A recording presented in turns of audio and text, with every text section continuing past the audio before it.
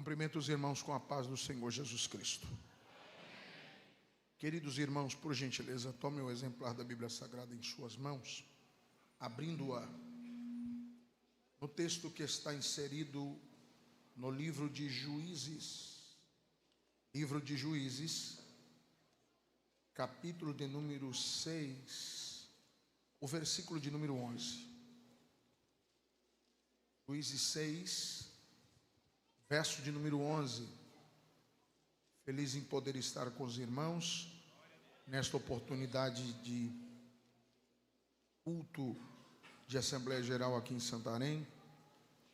Deus abençoe nosso presidente, pastor Washington, sua esposa, Manete, Deus abençoe. Deus abençoe pastor Nonato, os demais pastores. Com isso, no nome de nossos pastores, recebam meu abraço e meu carinho em nome de Jesus. Você que encontrou Juízes capítulo 6, versículo 11, acompanhe a leitura, que diz-nos assim: E veio ali o anjo do Senhor, assentou-se debaixo do carvalho que está em Ofra, que pertencia a Joás, e seu filho Gideão malhava o trigo no lagar para salvar dos midianitas. E o anjo do Senhor lhe apareceu e lhe disse: O Senhor é contigo, homem poderoso e valente. E Gideão lhe disse: Ó meu Senhor, se o Senhor é conosco, então por que nos sobreveio todas essas coisas? E onde estão os seus milagres que nossos pais nos contaram, que nos fez o Senhor subir do Egito? Agora, porém, o Senhor nos desamparou e nos entregou na mão dos midianitas. E o Senhor olhou para ele e disse: Vai nessa tua força e salvarás a Israel da mão dos midianitas. Não te enviei eu? Somente até aí. Tome seu assento, por gentileza. Falado isso, o texto em apreço aqui fala-nos de uma época do livro de Juízes, e eu considero uma das épocas mais difíceis de Israel, pois, apesar de Israel ter passado por muitos anos em escravidão na fase dos filisteus, que no caso vem a ascensão aqui um homem por nome Sansão, Gideão viu 3 anos e meio e mais 3 anos e meio, que dão um total de 7, uma dificuldade muito grande, a ponto de que Israel pensa que a morte vai chegar até eles, a ponto que Israel se esconde em cavernas e começa a fazer casas nessas cavernas. Isso parece ser muito pré-histórico, perto da evolução do plantio, da agricultura de Israel. Falado isso, o texto é o único de todo o livro de Juízes que expressa claramente, de todos os prefeitos que Deus levantou para cada tempo de dificuldade de Israel, Gideão é o único que vai fazer menção do Egito, da subida de Israel do Egito. Mas uma pergunta paira: por que Israel é colocado em escravatura dos midianitas? O texto no capítulo 6 só diz que eles fizeram o que era mal. O que é mal? O que é mal aqui fala sobre 2 vertentes. A primeira, adorar deuses estranhos. Isso na antiga aliança era motivo de morte. Deus matava quem adorava a deuses estranhos. A segunda grande vertente é dentro de uma promessa. Mesmo vivendo a promessa, Israel consegue desobedecer ao Senhor. Eu repito, mesmo dentro da promessa e já vivendo a promessa, Israel desobedece a Deus. De que forma? Deus, a fazer Israel subir do Egito, ele faz uma promessa: eu vos levarei a uma terra que mana leite e mel. Por aí então você percebe por que Gideão é o único de todos os juízes que vai fazer menção da subida de Israel do Egito, dos milagres que Deus fez com Israel. Deus já começou a fazer um grande milagre quando eles saem do Egito, pois o próprio Moisés disse para Deus: iremos pelo caminho e pela terra dos filisteus. Você está vendo a guerra aí da Palestina, ou melhor, a guerra de Israel contra Hamas, um grupo terrorista, onde eles se escondem, principalmente a sua maior célula está na Palestina, em Gaza. Pense bem, Palestina, entre o P e o H, que também são letras do alfabeto e que se encontra no hebraico, entre eles há um ponto. Então o nome não é Palestina, Palestina é a popularidade da palavra. Popularidade, como dizer crente, não é crente, é cristão. Crente é a popularidade da palavra. O nome é Palestina. Não é que ali na Palestina tem filisteus, não há mais, mas ali é a terra dos filisteus. Eles já eram preparados em guerra, e se Israel tentasse passar por ali, seriam destruídos. Então com isso Deus fala: vão pelo deserto, eu vou cuidar de vocês. Outra coisa que eu acho interessante, Deus está mostrando sua grandeza ainda no Egito, e é necessário que eu vos fale isso, pois depois que entrou Jacó com 70 famílias, apenas 70 pessoas, vamos dizer assim, ali Israel cresceu de uma forma extraordinária no deserto. De repente, o homem que fez tudo isso e que foi o protagonista para que Israel prosperasse grandemente no Egito, diante dos olhos de Faraó, cresceu tanto que, sendo milhões, de repente nasce um Ramsés, ou um faraó, que não conhecia José. E ao não conhecer José, a Bíblia diz que ele começa a escravizar a Israel. Esse mesmo homem, por nome Ramsés, ao descobrir que esse povo é numeroso e eles não param de crescer, e mesmo oprimindo-os, fazendo que eles fiquem num cerco, dominando as suas terras, que foi lavrada em nome de Israel, em nome de Jacó, ele pega e chama a população diante dele, de Israel, ainda numa parte noturna, e ele vai começar a dizer para essa população: vocês não têm pai. Se vocês tivessem pai, vocês não seriam meus escravos. Vocês são meus escravos e só merecem ser escravos porque vocês não têm pai. É tão prova que vocês não têm pai e por isso merecem ser meus escravos, que o meu pai aparece todo dia. Aonde está o pai de vocês? Que pai é esse que ele está dizendo?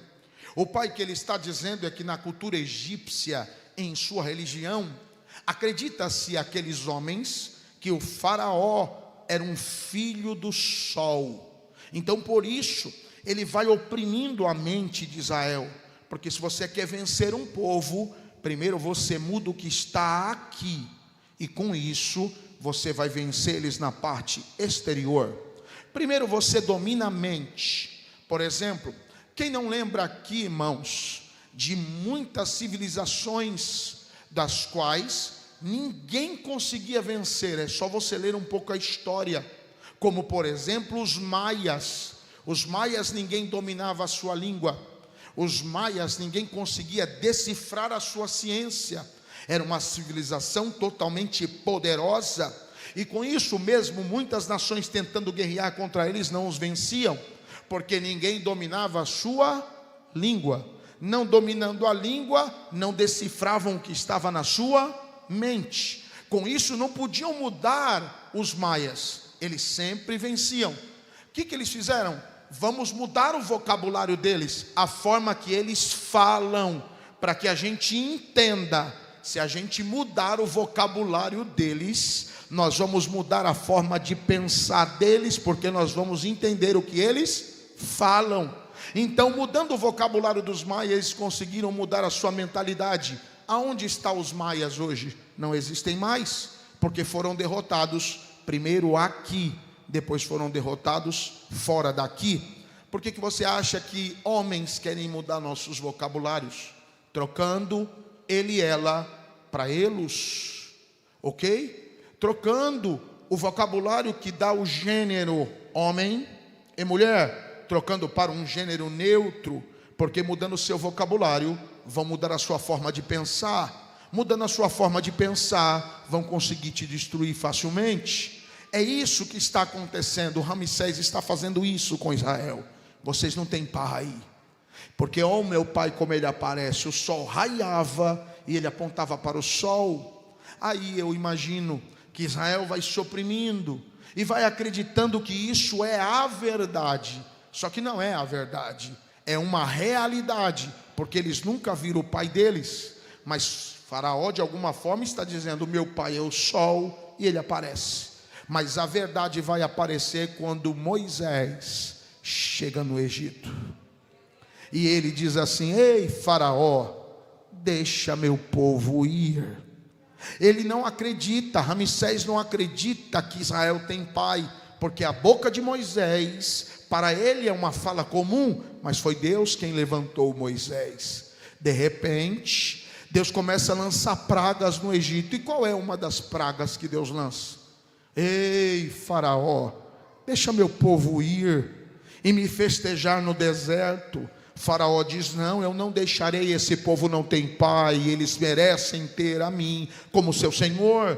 Aí de repente Deus diz na boca de Moisés: pois então, você não verá o sol por 3 dias, e densas trevas vão tomar todo o Egito. Parece que eu estou vendo Faraó foi dormir como alguém que não acreditava que o sol não ia aparecer, porque ele via o suposto pai dele todo dia. De repente, quando ele levanta de manhã, as trevas eram densas a ponto de ser palpável.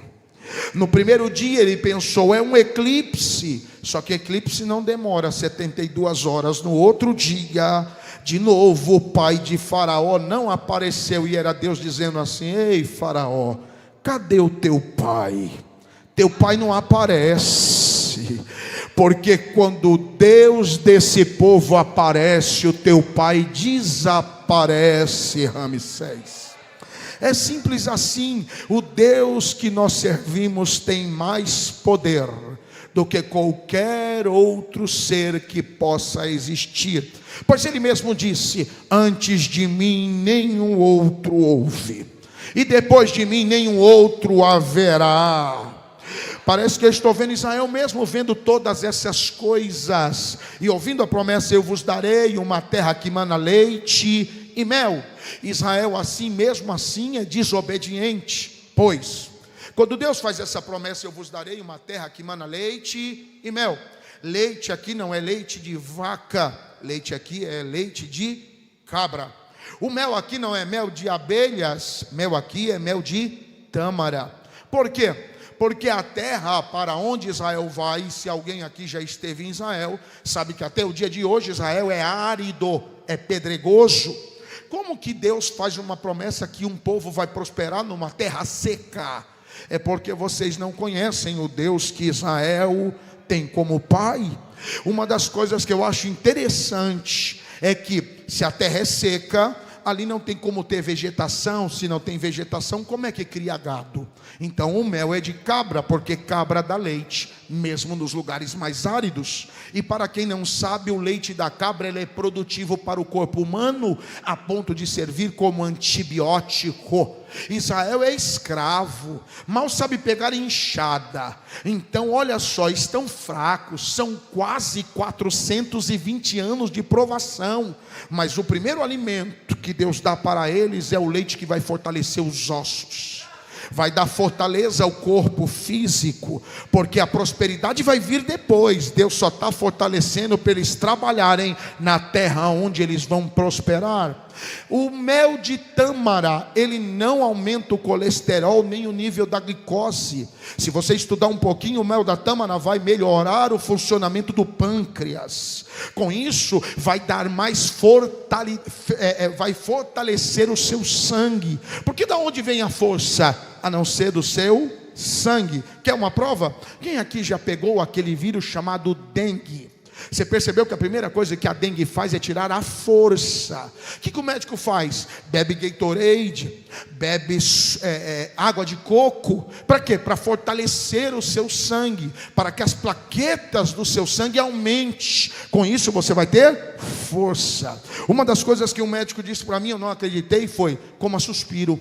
E coma bastante, já que você tem que pregar e você não pode parar. Coma, porque daí vai te fortalecer. E nesse momento você vai ter força para falar em alguns momentos. Eu disse, ok, e isso me trouxe muito fortalecimento. Não que me curou, o que me curou foi outra coisa, a minha imunidade e até alguns remédios, mas me ajudou bastante. Então, comendo a tâmara, o mel da tâmara fortalece Israel, porque Deus está dizendo, o primeiro alimento que vai ter lá, fui eu que preparei para vocês. Por quê?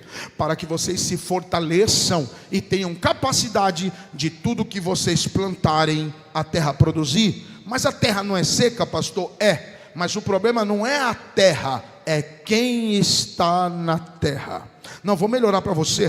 Tem pessoas que reclamam de onde estão. Eu estou aqui e aqui ninguém prospera. Você já colocou na tua cabeça que lá você não vai prosperar, então você vai ser derrotado. Lembra que a primeira batalha é aqui? Então deixa eu lhe dizer, o problema nunca foi o local, é como se age no local. O problema não é onde você está, é o que você está fazendo onde Deus te colocou. Porque se você fizer a coisa certa, vai acontecer as coisas certas. Porque aqui ninguém serve um Deus de pau, um Deus de barro, um Deus de ferro. Aqui nós servimos um Deus que tem braço e trabalha, que tem boca e fala, que tem pés e anda. É assim que ele diz, porque agindo eu, diz o Senhor, quem impedirá? Ei, se Deus disse que é para ir para lá, pode ir, porque alguém não prosperou, mas você vai prosperar. Uma das coisas que eu acho interessante, Israel teve guerras, possuiu a terra prometida, conquistou-a, começou a plantar. Ao plantar, começaram a prosperar em uma terra seca. Prosperaram. Aí Deus, se você ler um pouco o livro de Levítico, você vai entender o que eu estou dizendo. Deus vai determinar, em 6 anos vocês vão plantar e colher. A colheita de Israel se dava 3 vezes no ano. No 7º ano vocês não lancem uma semente na terra. Esse ano será chamado ano sabático. Vocês vão deixar a terra descansar. Israel olha para a terra depois de 6 anos e diz assim, rapaz, nós estamos prosperando tanto, vamos parar de plantar não, mas Deus mandou descansar. Não, tá bom, nós não vamos plantar, nós vamos arrendar essa terra para outras nações, plantarem e pagarem um aluguel para nós. Eu acho que esse povo tem a mania de brasileiro, sempre quer dar um jeito na ordem que Deus deu. Deus manda fazer uma coisa e você quer fazer outra. Deus manda fazer de um jeito, você quer fazer de outra forma. Não basta só fazer o que Deus manda, tem que ser no tempo certo, do jeito certo e da forma certa. Deus não tem pressa, meu querido, apressados somos nós. Tudo no seu tempo é bom, perfeito e agradável. Olha só, Israel arrenda a terra. Eu imagino Deus olhando e dizendo assim para encurtar, eu não falei que não era para plantar? Eu não falei que era para deixar a terra descansar? Já que vocês não conseguem me obedecer uma vez, em um ano, eu vou entregar 7 anos da vida de vocês na mão dos midianitas. Porque com maldição, sois amaldiçoados. Deus não amaldiçoa o que Ele abençoa, querido. Deus deixa você colher o fruto do que você semeia. Tem gente reclamando da vida que tem. Você é o resultado do que você fez ontem. Você amanhã vai ser o resultado do que você faz hoje. Então acho melhor você semear bem hoje para colher melhor amanhã. Você não está gostando do que está recebendo? É porque você plantou mal. É simples assim. Toda a vida é uma semeadura. Pessoas reclamam do casamento que tem, mas não semeiam bem nas suas esposas, ou esposas não semeiam bem nos seus esposos. Maridos e mulheres, pais reclamam dos filhos que têm, mas filho não obedece o que você manda, filho reflete quem você é. Então semeie uma boa educação com ação, e o teu filho vai reproduzir o que você está fazendo, não o que você está falando. É simples assim, tudo na vida é uma boa semeadura. Outra coisa, pessoas querem bons amigos, mas você fala mal de todo mundo.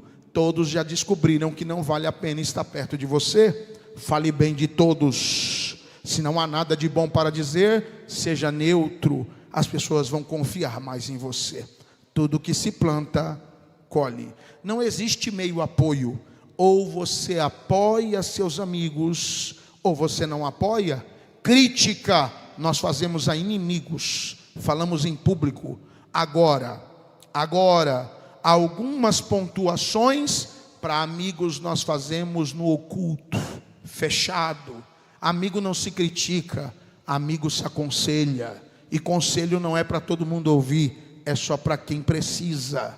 Se você tem mania de dizer, não, comigo é assim mesmo, se tiver errado eu falo, você não é amigo de ninguém, você é amigo de você mesmo, porque amigos não traem.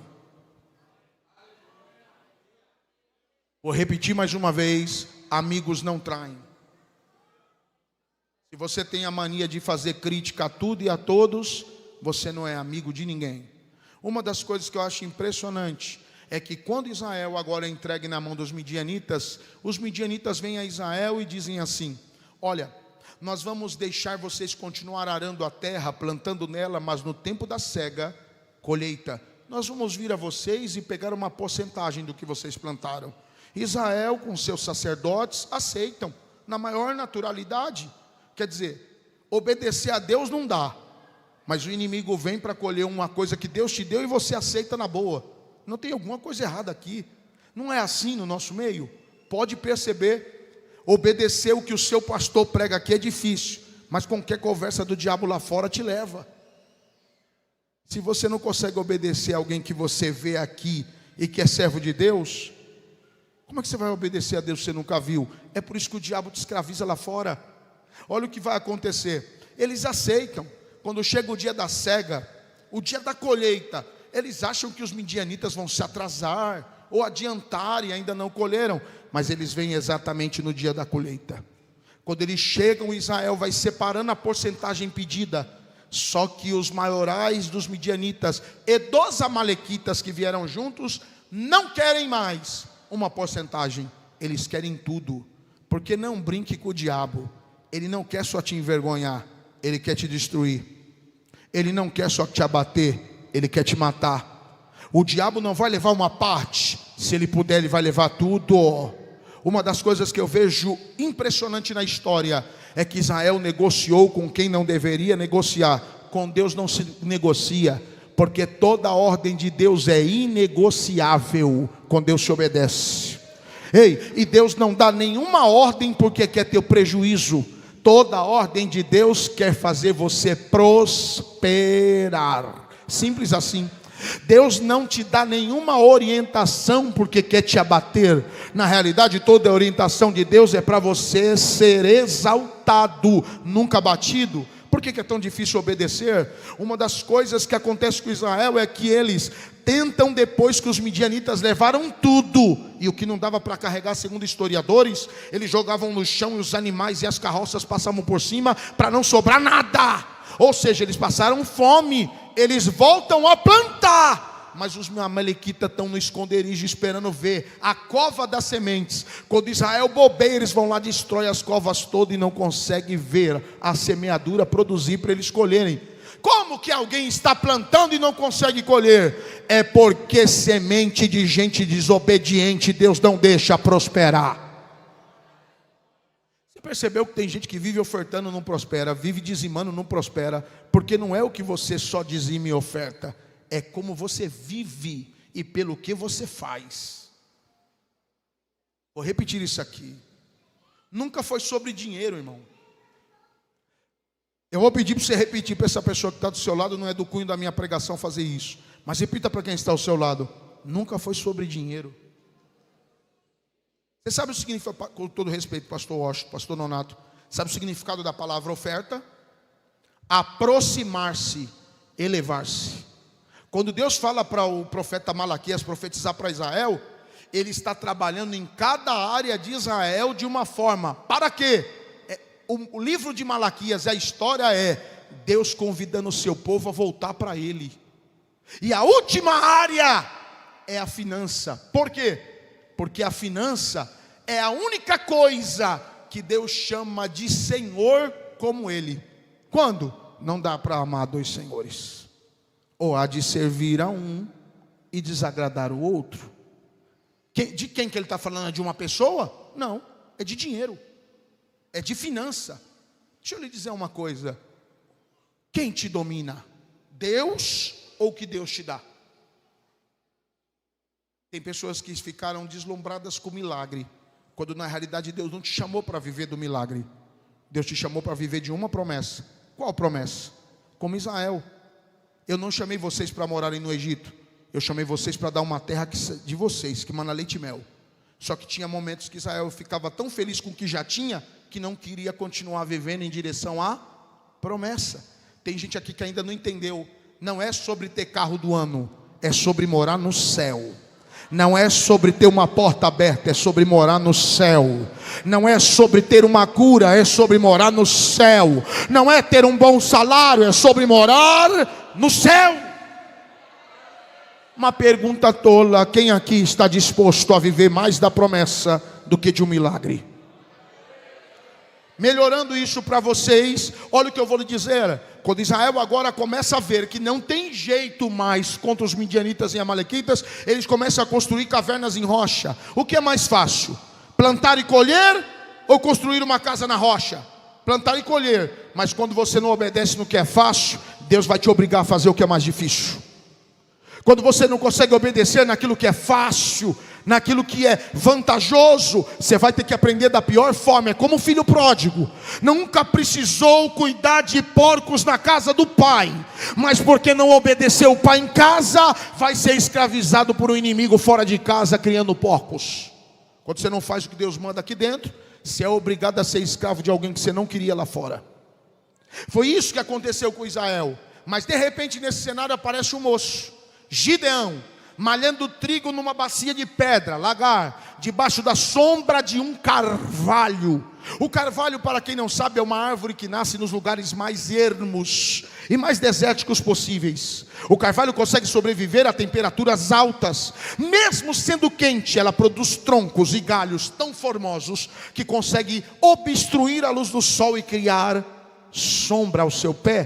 Por que você acha que Gideão escolheu esse lugar? Ninguém vai adivinhar ou pensar que tem alguém malhando trigo no deserto, debaixo da sombra de uma árvore. Porque trigo, aonde é malhado? Trigo é malhado na eira. Eira, um lugar plano, com pedras redondas, onde se joga o trigo em cima. Muitas pessoas vêm com varas, vão batendo, a pedra vai se movimentando assim, então espalha o trigo, espalha a palha. A palha, por ser leve, fica em cima.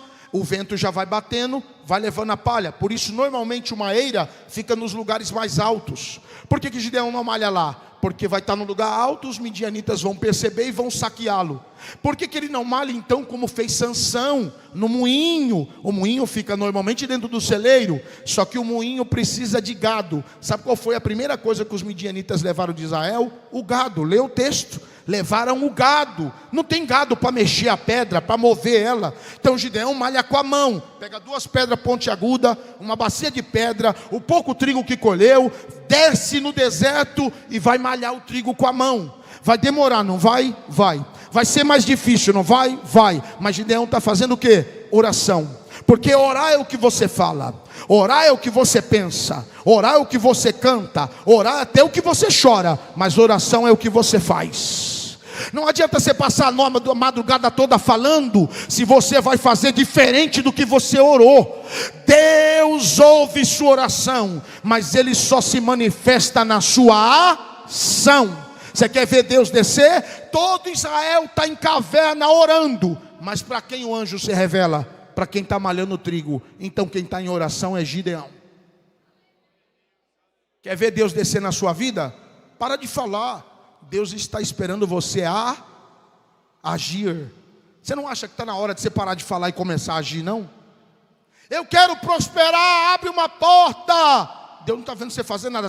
Deus nunca mandou esperar de braço cruzado. Ele diz: tem de bom ânimo, esforça-te, eu sou contigo, eu sou teu Deus. Eu te ajudo e te esforço e te sustenho com a destra da minha justiça, porque tu és meu, diz o Senhor. Você não compreendeu ainda? Deus não quer mais ouvir só você falar. Deus quer ver você agir, ter uma ação para Ele descer e operar. Uma das coisas que eu acho interessante, Gideão está malhando trigo lá. Para quem não sabe, o carvalho é uma das árvores que se determinou as maiores decisões de Israel.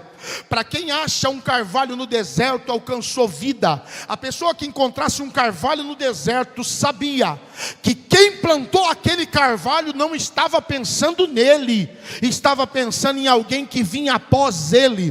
Porque ninguém vai plantar árvore no deserto, irmão. O deserto não é lugar de morar. Eu não vou colher nada porque eu não moro aqui, isso vai ficar pelo caminho. Mas alguém pode precisar sobreviver no deserto. Deixa eu plantar essa árvore. Plantou. Sabe quantos anos demora? Centenas de anos para ela brotar e dar fruto. Para quem não sabe, carvalho também dá uma bolota que é castanha. Lembra quando os porcos comiam as bolotas? Que o menino queria comer e não deixavam? Não é lavagem, é castanha, é um fruto. Entenda isso. Quando ele está malhando o trigo debaixo do carvalho, é porque ele encontrou vida. Vou repetir, ele está no deserto, mas ele encontrou vida. Quando alguém encontra o carvalho no deserto, ele está passando calor, ele está passando sede, está passando fome e já está ferido, porque feras podem ter encontrado, ou então a ferida é interna, porque se você ficar sem beber água por muito tempo, vai criar úlcera no seu estômago. O que ele faz? Ele estende a mão direita sobre o carvalho e ora assim: que Deus abençoe a geração do homem que plantou esse carvalho. Você já imaginou que alguém pode ter plantado um carvalho na tua vida que ele não aproveitou, mas você tem aproveitado? Quando, pastor? Eu não estou vendo. Opa, vou dar um exemplo. Essa igreja é um carvalho que foi plantado na tua vida. Pastor, não parece com árvore. Então vou te mostrar que parece o carvalho. O carvalho dá alimento, castanha. O carvalho dá remédio. Se você extrair a casca do carvalho, colocar na água e fazer um sumo, você pode engolir, vai curar úlcera. Se você colocar numa ferida, vai cicatrizar. Outra coisa, dá sombra. E para quem não sabe, para sobreviver, a umidade do ar entra nela e ela consegue fazer isso se tornar água e ficar reservado aonde? No tronco. É só você furar o tronco, vai sair água e você não vai morrer de sede. Ou seja, o carvalho dá água, dá sombra, alimento e dá remédio. Não parece com a igreja? Parece. Qual foi a vez que no calor do deserto da prova que você está vivendo lá fora, você não entrou aqui dentro e a sombra do onipotente não te cobriu? Então esse é o carvalho que Deus plantou na tua vida. Qual foi a vez que você saiu lá de fora, ferido e machucado, e o remédio de Deus, o bálsamo de Deus, não te curou e você saiu daqui aliviado? Qual foi a vez que você chegou aqui com sede de justiça, ou fome dela, e Deus não saciou tua sede, não alimentou tua alma?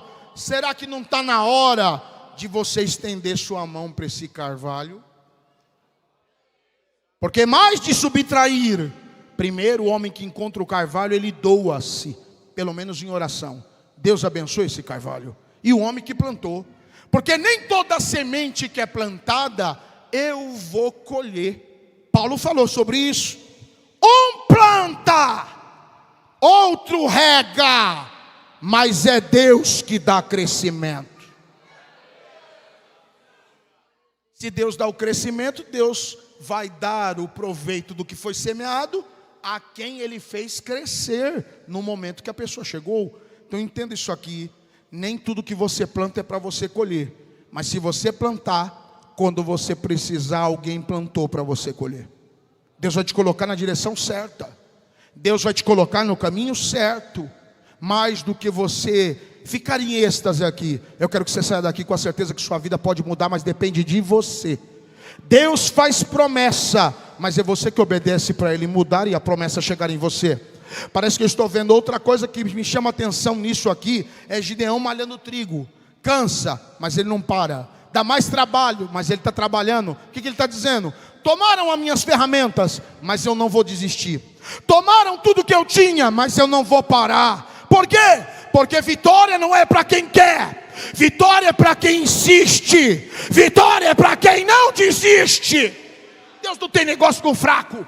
Deus não tem negócio com derrotados. Deus não tem negócio com frouxos. Deus só tem com aqueles que estendem a cabeça, sacode a poeira e diz assim: eu não paro, eu não desisto, eu não recuo, eu não retrocedo. Deus me prometeu, a terra ela é minha. A Bíblia mesmo diz: se te mostrares frouxo no dia da angústia, pequena será a tua. Toda hora você reclama, toda hora não está bom, toda hora te dá motivo de você retroceder. Deve ser muito infeliz viver a vida que você vive, pela cara que você demonstra, pelo semblante que você tem todo dia.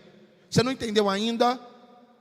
Quem está dentro de você é alguém muito grande para você viver cabisbaixo. Quem está dentro de você é muito grande para você viver de cara feia, achando que a vida não tem mais sentido.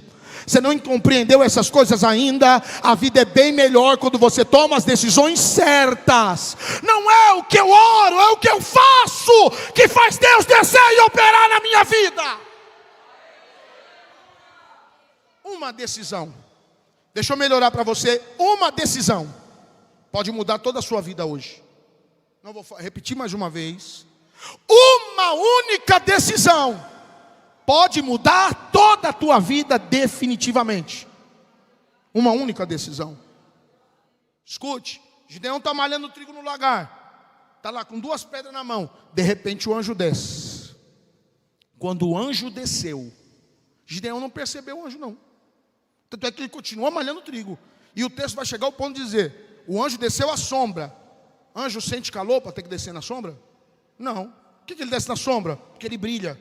E o brilho dele tem que chamar a atenção de Gideão. Mas Gideão está tão preocupado se vai ser assaltado, roubado, que ele está malhando trigo, não para. Só que a noite vem vindo. Então a intensidade do anjo sobre ele aumenta. Quando ele percebe que o brilho é maior do que o momento, ele não está com 2 pedras na mão, malhando trigo. Você pensa que ele para porque ele achou que era um anjo? Não, ele parou porque ele achou que era um soldado midianita que veio roubá-lo.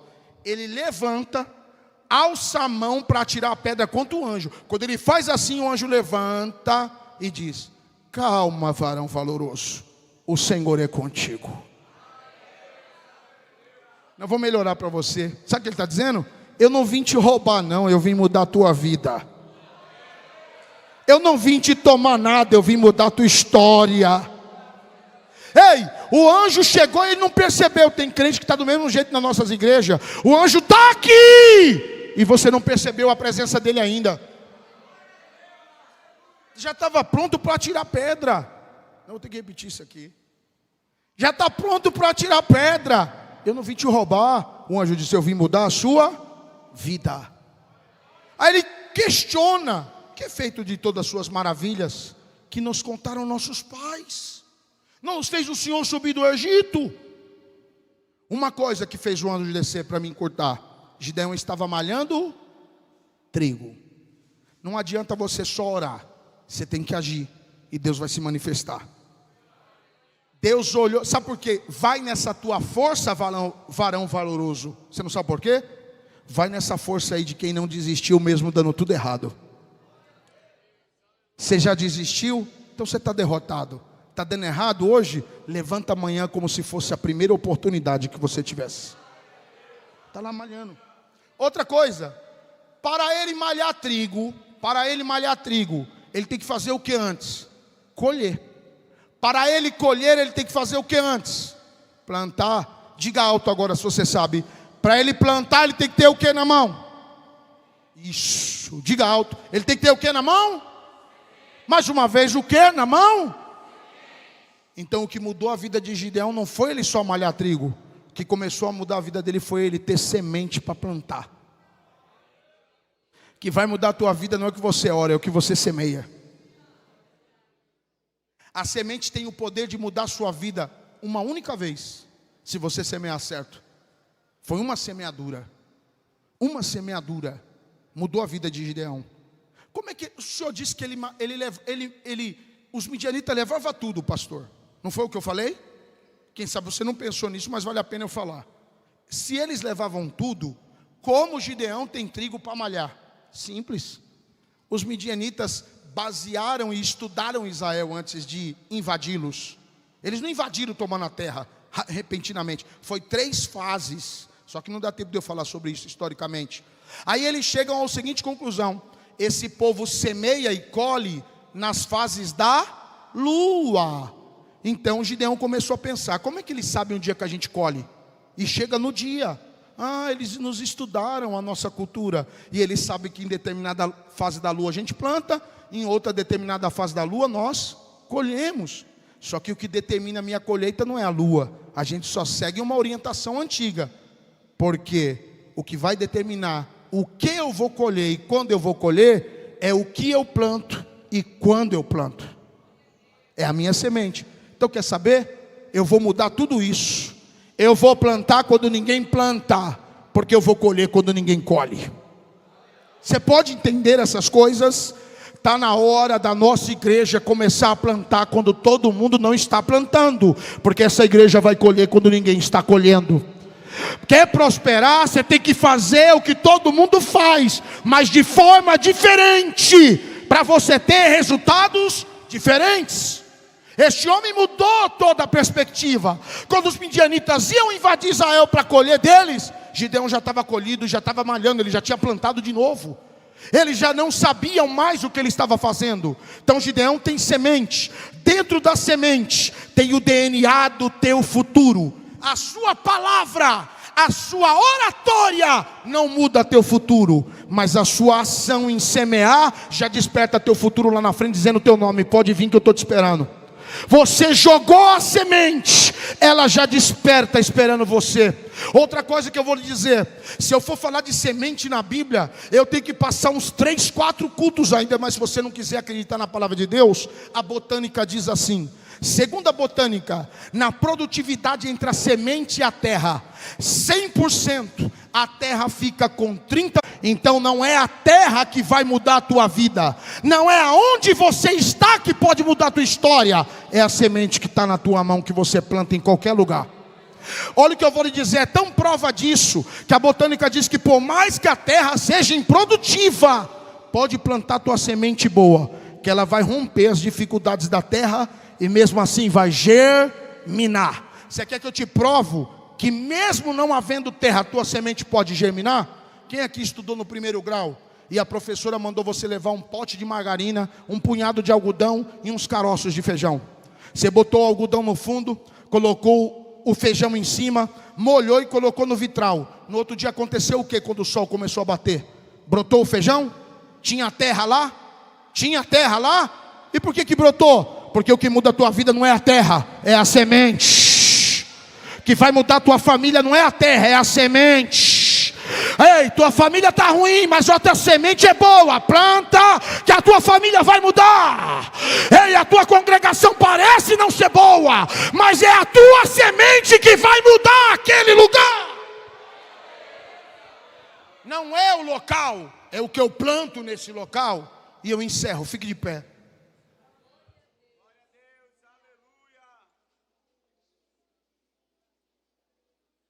A semente é como a fé, que se fala tanto de fé, mas não sabe nem o que está falando.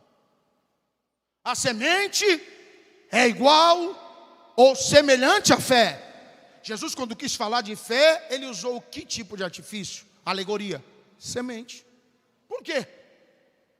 Por quê? E olha a semente que ele usa.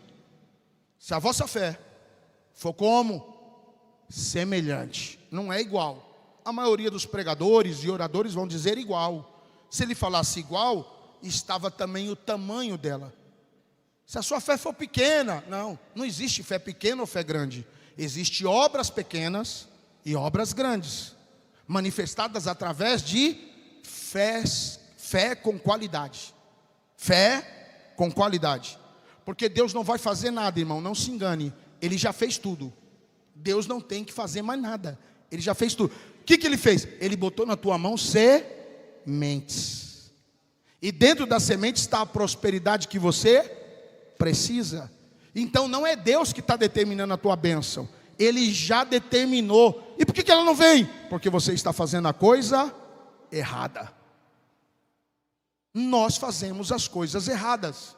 Então escute. Fé como grão de mostarda. Ele está dizendo, se a vossa fé for como? Não, semelhante.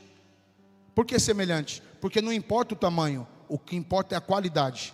A qualidade da semente determina quando você vai colher. E o tipo da semente determina o que você vai colher. Você quer colher jaca, você vai plantar melancia? Então, a tipo determina o quê? A qualidade determina se é em curto, longo ou médio prazo. Se você semear pouco, pouco ceifará. Se você semear muito, muito também ceifará. Semeie muito amor para você ver, muitos vão te amar. Semeie boa amizade, muitas amizades você terá. Semeie compaixão, semeie misericórdia, e alcançará a misericórdia. Você esqueceu das bem-aventuranças? A forma que você olha as pessoas mostra quem você é. Quem sabe você pode não dar tudo para alguém, mas um olhar honesto, um abraço sincero, uma palavra de vigor, ainda que seja dinheiro, se há capacidade de. Porque as pessoas falam de kavod numa tradução tão iníqua, como se fosse a glória pesada que ninguém carrega. Não, kavod é uma história. Para chegar a kavod é uma história. Qual é a história? Sustento, cuidado, ajuda, abrigo. Não, você não compreendeu. Se você sustenta, se você ajuda, se você abriga, se você carrega, aí sim é impossível você não ter a glória de Deus na tua vida. Aí a kavod vem. Aí a kavod vem. Dizer que tem glória a Deus com grito e aleluia é fácil, é teatro. Mas são os meus feitos que revelam a glória de Deus em nós. É o que fazemos todos os dias que vai fazer florescer uma árvore que ninguém vai poder derrubar. Quando Jesus disse: a vossa fé for como o grão de mostarda, Ele está dizendo sobre o potencial da fé. Porque se você tiver a fé como o grão de mostarda, como tem que ser? O grão de mostarda é pisado e você não consegue esmagar. O grão de mostarda é jogado no chão e você não consegue quebrar. O grão de mostarda você pode colocar na fogueira e queimar durante 7 dias, 8 dias, 10 dias. Quando apagar o fogo e você cansar de jogar lenha, remove a cinza. O que você vai achar? O grão de mostarda lá. Nem chamuscado vai estar. O que eu faço? Eu pisei, eu joguei no chão, queimei. Eu faço o quê? Pode plantar. Daqui 30 dias mesmo depois de ter sido pisado. Daqui 30 dias mesmo depois de ter sido jogado no chão. Daqui 30 dias depois de ser queimado. Se você plantou, você vai ver ela germinar. Como tem que ser a fé de alguém que quer vencer o mundo? Você é pisado, mas você gera. Você é humilhado, mas você gera. Você está na prova, mas você gera. Estão te perseguindo, mas você gera. Está difícil, mas você gera. Crente não nasceu para pedir. Deus te fez alguém para gerar. Tem uma fé inabalável. Tem uma fé indestrutível. Tem uma fé que ninguém pode te roubar. E a sua vida vai ser transformada. Diga para quem está ao seu lado que vai mudar a sua vida não é o que você fala, é o que você semeia. Tem uma fé que gera.